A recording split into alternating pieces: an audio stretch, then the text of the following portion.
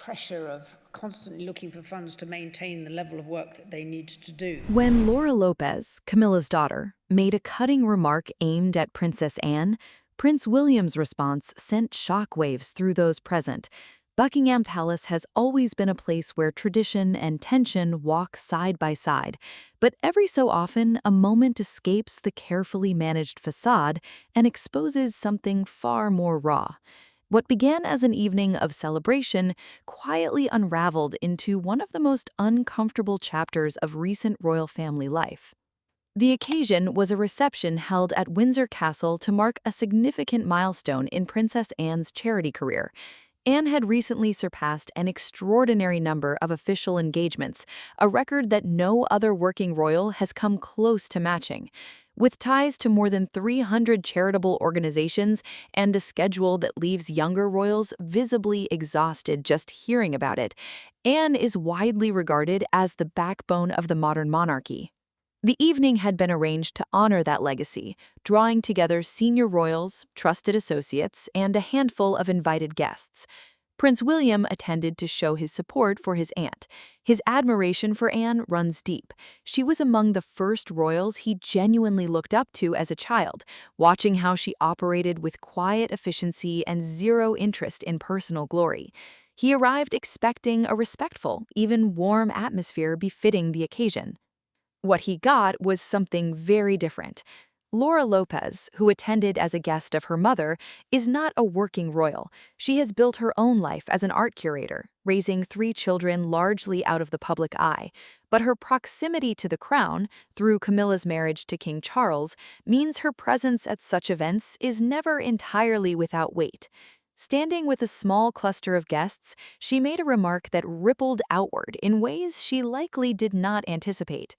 She suggested that Anne's approach to royal duty felt dated, a relic of an older era that younger royals like William and Catherine had already moved beyond. She framed it almost casually, as though it were simply an observation, but the implication was unmistakable. Anne belonged to the past. For most people in most settings, such a comment might have dissolved into background noise. But this was not most settings, and Anne is not most people. She has built her entire identity around the very concept of selfless service. She does not seek recognition. She does not chase trends. She shows up, does the work, and leaves without fanfare. To suggest that this dedication was somehow out of step with the times was not just an opinion, it was a challenge to everything she stands for. Those standing nearby shifted uncomfortably. A few looked away, clearly hoping the moment would pass without igniting. It didn't. William heard every word. His instinct under pressure is usually to stay composed. Years of public life have trained him to manage difficult moments with a steady hand. But his loyalty to those he cares about is one of his most defining traits, and Anne sits at the very top of that list. What made the situation even harder to absorb was that Anne herself was within earshot. She didn't flinch, her posture remained upright, her expression controlled.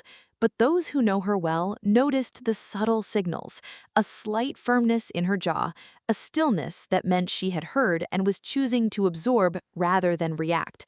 William was not inclined to be so restrained. He moved toward Laura. His jaw was set. His eyes made his feelings clear before a single word was spoken. The room picked up on it instantly. Conversations trailed off. Glasses were set down. The kind of silence that only descends when something significant is happening settled over the gathering. William didn't raise his voice. He didn't need to. The controlled intensity of his reaction said more than any outburst could have. Anne, characteristically, tried to redirect the evening. She began sharing anecdotes from her decades of charitable work, thanking the people in the room who had supported her causes. It was a graceful attempt to pull the focus back to where it belonged, but the atmosphere had already shifted.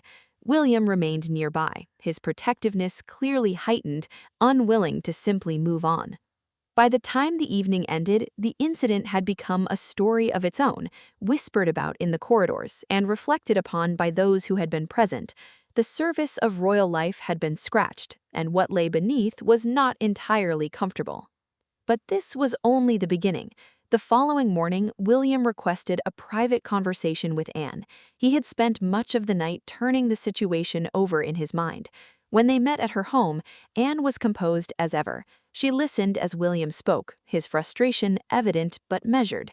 He couldn't understand how someone who had benefited so directly from the royal connection could dismiss Anne's contributions so carelessly. Anne responded with the kind of perspective that only comes from decades of experience. "You learn to absorb it," she told him. "People will always have opinions about how things should be done." Her tone wasn't defeated, it was simply pragmatic. She had heard criticism before, from sharper voices than Laura's, and she had outlasted all of it. William respected that, but he wasn't ready to let it go. He reminded Anne of what her record actually represents: years of missed family occasions, relentless travel, and a commitment to causes that most people would find overwhelming. To have that quietly dismissed, even in passing, felt like an erasure. He urged her to push back, or at least to ensure the behavior was acknowledged. Anne urged patience. She had learned that reacting to careless words only gave them more oxygen, but William saw the risk differently. In an age where even private conversations can become public narratives, staying silent felt less like dignity and more like a concession. When news of William's reaction reached Camilla, her instinct was protective. Laura was not a working royal. She had never signed up for the scrutiny that comes with palace life. Camilla felt pulling her daughter into a formal dispute was fundamentally unfair. Laura had always tried to keep a respectful distance from the politics of the institution. And yet, Camilla was also aware that her daughter could occasionally speak without fully measuring the weight of her words. Charles found himself navigating familiar territory. As king, his role demands that he hold the family together. As a husband and father, he understood Camilla's protectiveness. He had invested real effort in making both Laura and her brother Tom feel welcomed within the wider family, even without formal titles. One ill-judged comment now threatened to undermine all that quiet work. But for William, this had grown beyond a single remark. It had become a question of principle, whether people in Anne's orbit, however loosely connected to the institution, understood what her service actually meant and treated it with the respect it deserved. His manner toward Camilla began to change in small but noticeable ways. Joint appearances became rarer. Conversations grew shorter. The warmth that was always carefully maintained, polite if never especially close, acquired a visible chill. Those inside the palace noticed, even if the outside world remained unaware. At a subsequent charity gala at Clarence House, the tensions surfaced again. Laura was there in a professional capacity, engaged and confident, speaking enthusiastically about an upcoming exhibition. When William arrived with Catherine, the mood in the room adjusted almost imperceptibly, but those paying attention felt it. William kept his distance. Laura carried on, though her composure showed traces of strain beneath the surface. When the two were briefly in the same space, what should have been a routine exchange became anything but. William's greeting was formal to the point of coldness. Laura responded with a slight edge, suggesting the situation had been blown well out of proportion. She maintained that she had never intended offense. William's view was simple: intent didn't erase impact. Camilla intervened smoothly, steering Laura away with the practiced ease of someone who has spent years managing delicate social situations.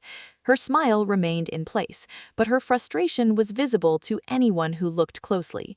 She believed her daughter was being held to a standard she had never agreed to meet. Anne spent the evening speaking with donors and young members of the household staff, her manner as engaged and purposeful as ever. But Catherine later told close friends that Anne seemed to be carrying more than usual that night. Not just the weight of her responsibilities, but the particular heaviness that comes from conflict within the family itself. When Charles called a private meeting at Buckingham Palace, he made his reasoning clear from the outset. He wanted to address the tension before it hardened into something permanent. In a smaller, less formal room, Charles, Anne, Camilla, Laura, and Catherine gathered in an atmosphere that was cordial on the surface and deeply uncomfortable underneath. Charles spoke first, emphasizing that the monarchy's resilience has always depended on unity, and that the gap between private disagreement and public perception can narrow faster than anyone anticipates. He asked for honesty and goodwill in equal measure. William made his position clear. He described his admiration for Anne, the breadth of what she has given over decades, and why he found the remark so difficult to set aside. He wasn't aggressive, but he was unambiguous. Laura maintained that she had never intended offense and was genuinely surprised that a passing comment had landed with such force. Anne acknowledged the hurt, but asked the room to step back from the edge. Her voice was steady, as it almost always is, but the strain behind it was perceptible. Camilla argued that involving Laura in palace disputes was fundamentally unjust. Her daughter had chosen to stay out of this world, precisely to avoid this kind of scrutiny.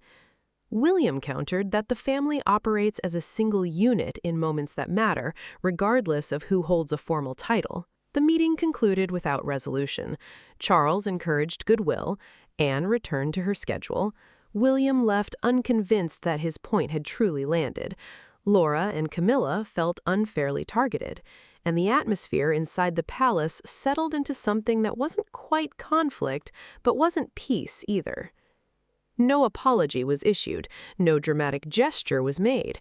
The situation simply became part of the ongoing, quietly managed reality of royal family life.